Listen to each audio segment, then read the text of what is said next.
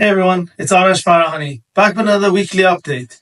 Now, the real estate market has been pretty good here in Michigan as well as here in Ontario, but with war and conflict arising, dominating the headlines lately, you may be wondering what's going to happen.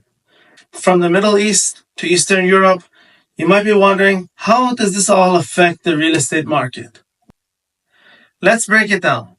Because global tensions impact everything from mortgage rates to property values.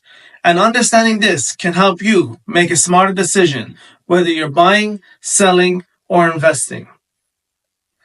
And if you want to navigate this market with clarity, strategy, and support, reach out. I'm here to help.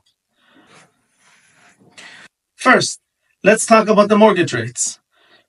In times of war or global uncertainty, investors usually rush to safety, buying US and Canadian government bonds. This drives the bond yields down, and as a result, mortgage rates can often fall.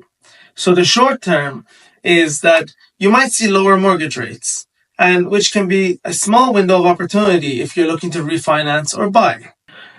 But it's not all good news. If war pushes oil prices higher, like we've seen recently, then that fuels inflation.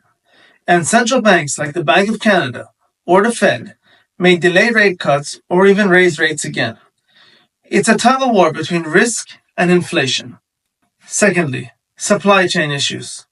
Conflicts, especially in the regions that tie to energy, manufacturing, or logistics, can disrupt global supply chains. That raises the cost of building materials like steel, lumber, and concrete. So what happens? New construction slows down, renovations get delayed, and development becomes more expensive. That can limit housing supply, which might support prices in a slower economy. If you're a home buyer, expect longer construction timelines and potentially higher prices for new builds.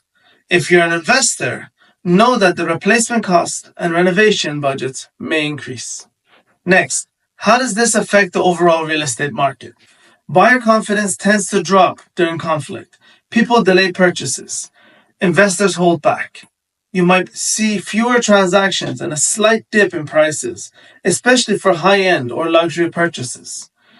And if the war drags on, expect tightening credit from lenders. They may raise down payment requirements or restrict home investment financing. On the commercial side, it's mixed. Office and real estate may suffer in uncertainty, but data centers, logistic hubs, and affordable housing often gain investors' attention during these times. Another critical point is the location. If the conflict is regional, like near the border or a targeted zone, property values in that area can plummet. Insurance can become harder or more expensive to secure. Long-term government policies do also shift.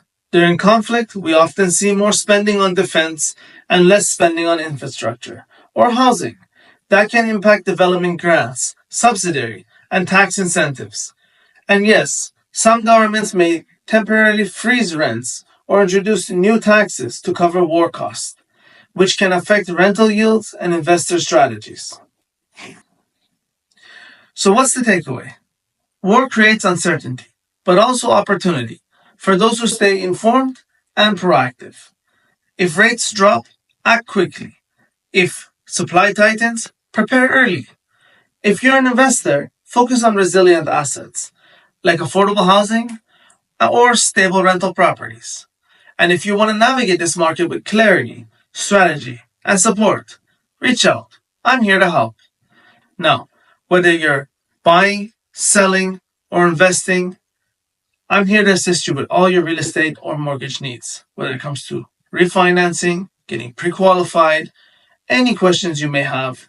Please comment below or DM me. I look forward to connecting with you and helping you with your real estate or mortgage needs in Ontario and your real estate needs in Michigan. Stay safe, stay smart. I'll see you in the next video. Like, subscribe, and comment, and we'll chat soon. Thank you for watching.